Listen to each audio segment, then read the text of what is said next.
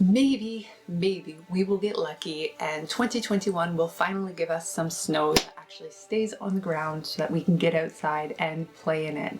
I think everybody thinks that Canadian winters are full of snow, and that may be the case for other areas, but in southern Ontario we get a lot of dull grayish, gray, blah, not a lot of snow. But when we do get snow, it is absolutely magical. So in this video, I'm going to be covering 13 different activities that you can do with your family for free in the city that involves snow.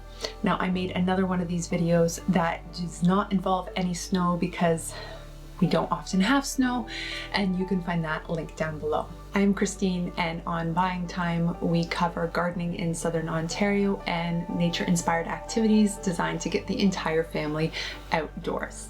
Now, I'm gonna get the obvious ones out of the way right off the top because I think some people have a pretty good idea of what some typical winter activities with snow or cold are, and those would be skating, tobogganing, skiing, snowboarding, or tubing, depending on what your preference is. I think these are just quintessential winter activities that everybody is aware of. So now that those are out of the way, let's dive into the rest. Building forts. Now, I can still think back to winters as a kid, and I could spend hours outside carving my way through tunnels when we had big snow, or building up walls and just building my own little world out on the lawn and having an entire masterpiece at the end of the day, exhausted and hungry, and I could just lose myself in the activity. So allowing your kid just to have carte blanche to design their own fort, or even helping them. You can do ice blocks using cake pans or yogurt tubs. You can do it out of either ice or snow, but building snow forts in the winter is so much fun. Further to kind of some snow architecture is you can build snowball lanterns. Now, these are really magical, and you just take a whole bunch of snowballs, stack them all up into whatever shape you would like, and then you can pop a little candle in behind, and as the evening falls and as the candle glows, you will be able to see through the snow, and it just creates this absolutely magical, wonderful combination of fire and ice. This is a great time to start taking note of tracks and footprints. And if you are lucky enough to be in an area where you may have owls, you might have some really extra special tracks to take note of when they dive down to do a catch. But otherwise, doing some footprint ID and some maybe scat ID, scat being poop. These are some really fun activities that you can do, and they can also help to lead you to identify where different habitats are for different animals in your area. Now, you can get really creative and build all sorts of really cool art in the wintertime with snow and ice. So if you are near a body of water, or if you've had some big kind of pooling water in your space, you can take the sheets of ice off the top of them and stack them up or stick them into snow and start to create some really cool sculptures. Alternatively, you can do the same thing with just snow, treating it very similarly to sand castles, and you can make some really creative art. And then you can even take it to another level and do snow painting with that art.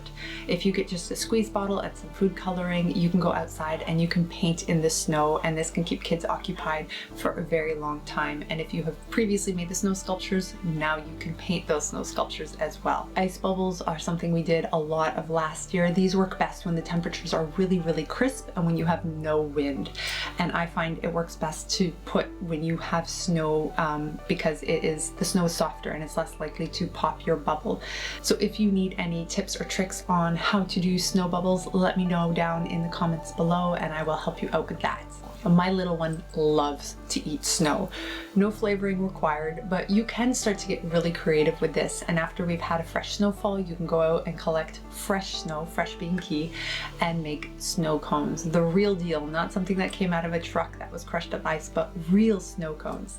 And it can be a lot of fun for the whole family. Shovel a neighbor's driveway. I think we often get so focused on what are we gonna do in the wintertime that we forget about what we can do for somebody else.